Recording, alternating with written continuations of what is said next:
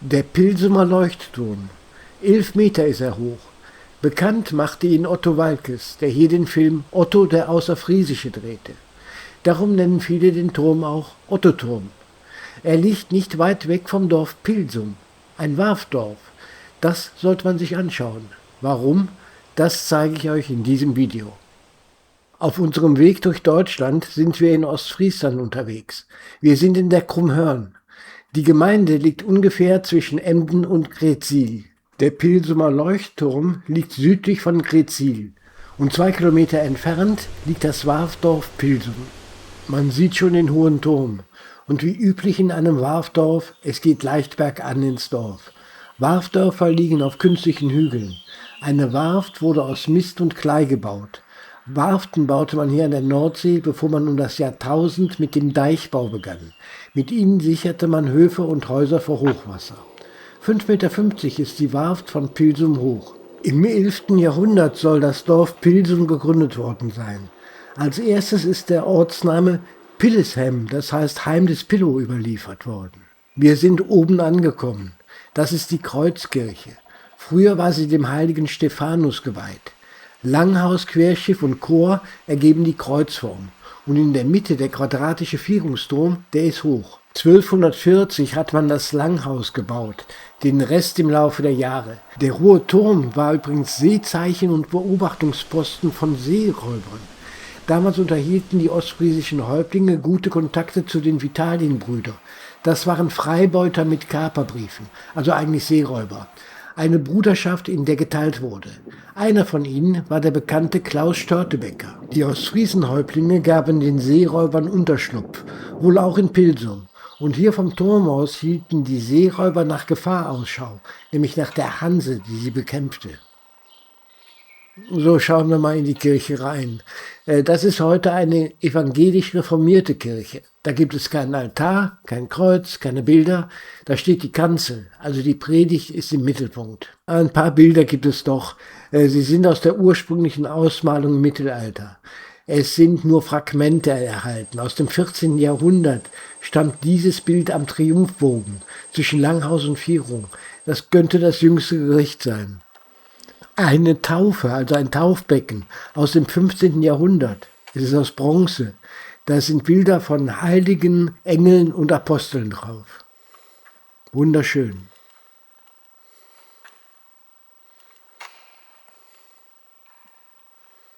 Wir kommen jetzt zur Vierung, also den Bereich zwischen Langhaus, Querhaus und Chor.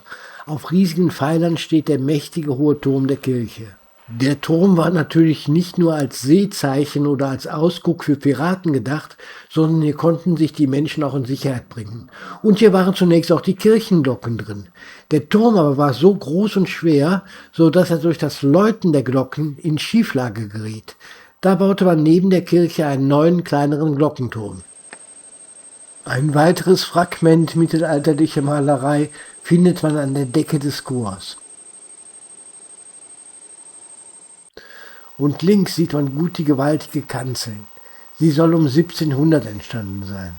1240 hat man das Langhaus der Kirche gebaut. 1240, das war 8 Jahre bevor man am Rhein mit dem Bau des Kölner Dom begann. Tja, und das ist ein Panorama, das gibt es so nicht oft. Dieses Ensemble strahlt Schönheit aus. Eine Kombination von Kirche, Turm, Glockenturm und Friedhof. Das muss man genießen. Puh.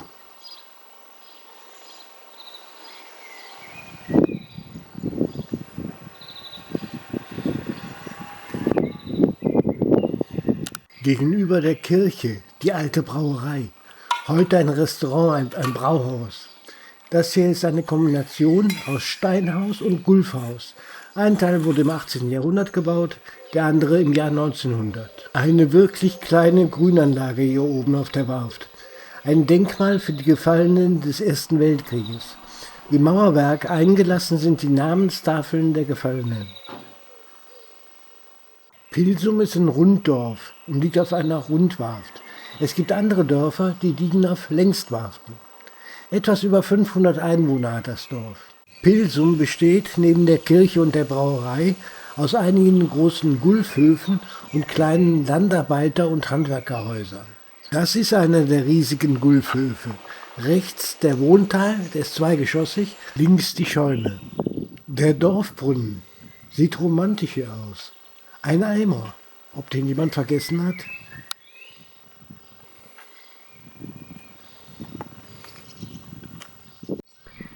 Wir gehen jetzt ein bisschen durchs Dorf. Neben der Warft mit den alten Häusern stehen übrigens die Häuser der neuen Siedlung von Pilsum. Wenn man mit dem Auto hierher kommt, sollte man besser einen Parkplatz suchen unten, bevor man ins Dorf reinfährt. Denn die Straßen in den Warfdörfern, die sind sehr eng und es gibt kaum Parkplätze. Am besten kommt man mit dem Fahrrad hierher. Irgendwo hier war auch mal der Hafen, denn Pilsum war tatsächlich ein Hafenort. Hier konnten Schiffe anlegen, denn die Leihbucht verlief damals anders. Sie reichte von Greetsiel bis Marienhafe und bis zur Stadt Norden. Pilsum war mal Sitz eines ostfriesischen Häuptlingsgeschlechts. Die Familie hieß Beninga. Die war in den umliegenden Dörfern sehr mächtig. Häuptlinge, das waren sozusagen die Grafen oder Fürsten hier in Ostfriesland. Denn die gab es hier im 14. Jahrhundert nicht. Häuptlingsfamilien waren mächtige, reiche Familien, die Lehnsherren waren. Sie bauten sich Burgen aus Stein. Manchmal waren diese Steinhäuser nur 10 mal 10 Meter groß. Hier in Pilsum gab es die Beninga-Burg. Sicher ist, dass sie 1347 einem Volcardus Beninga gehörte. Sein Sohn Affo Beninga war 1359 Häuptling in Pilsum. In dieser Zeit begann der Hafen von Pilsum zu verlanden und der Handel verlagerte sich an den neu gegründeten Hafenort Greetsiel. Ich hatte vorhin ja schon erwähnt, dass ostfriesische Häuptlinge den Freibeutern, den Vitalienbrüder, Unterschlupf in den Dörfern anboten. So war das auch in Pilsum. Affo unterschrieb mit anderen Häuptlingen um 1400 einen Vertrag mit den Hansestädten, dass man den Vitalienbrüdern keinen Unterschlupf mehr bieten würde. Sein Sohn Enno Afana hielt sich aber nicht an den Vertrag. Darum marschierten um 1408 Soldaten aus Hamburg ein, die zur Strafe seine Burg zerstörten. Es gab dann zwar noch eine zweite Burg, aber die existiert heute auch nicht mehr. Wo sie gestanden haben, kann ich nicht sagen. Ich habe keine Unterlagen dazu gefunden. Es gibt zwar keine Burg mehr in Pilsum, dafür aber ein Theater. Eine Bühne, sehr kleines Haus heißt sie. 2009 gegründet. Hier wird Comedy geboten, eine Kleinkunstbühne. 50 Plätze hat das Theater. Inhaber ist Holger Müller. Den kennt man besser in seiner Bühnenrolle. Ausbilder Schmidt. Es gibt nicht viele Straßen hier im Dorf Pilsum, aber die sind sehr, sehr schön. So, wir gehen jetzt wieder bergab, verlassen die Warft. Nett ist das hier im Dorf, muss man gesehen haben. Aber wir wollen noch weiter, knapp 2 Kilometer Richtung Deich.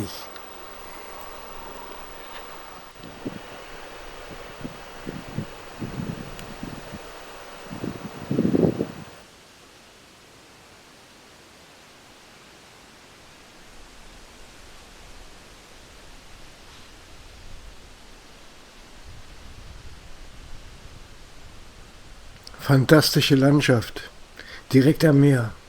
Da hinten kann man den Ottoturm sehen.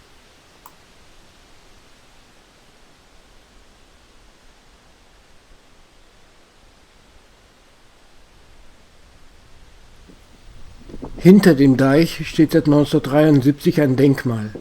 Es ist das erste Denkmal für Deicharbeiter. Der Platz hier wurde durch Deichbegradigung gewonnen. Ich habe gelesen, das Denkmal erinnert an die vielen Generationen von Deicharbeitern, die mit großem Kraftaufwand die Küsten sichern halfen.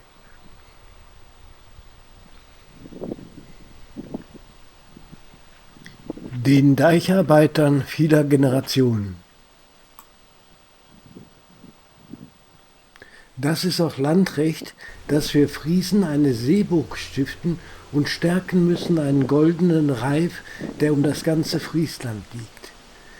Das stammt aus den alten friesischen Küren, also der Rechtsetzung, dem Gesetz, aufgeschrieben im 14. Jahrhundert. Eine Seeburg und der Reif Das meint einen geschlossenen Deich, und der war wertvoll wie Gold. Kein Deich, kein Land, kein Leben. Der Deichrichter Albert Brahms gilt als Deichbaupionier.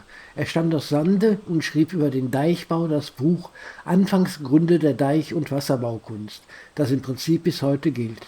Interessant.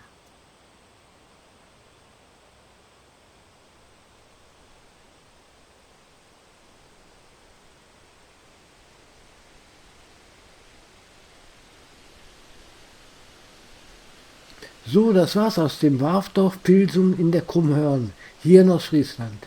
Ich hoffe, es hat euch Spaß gemacht. In diesem Sinn, tschüss.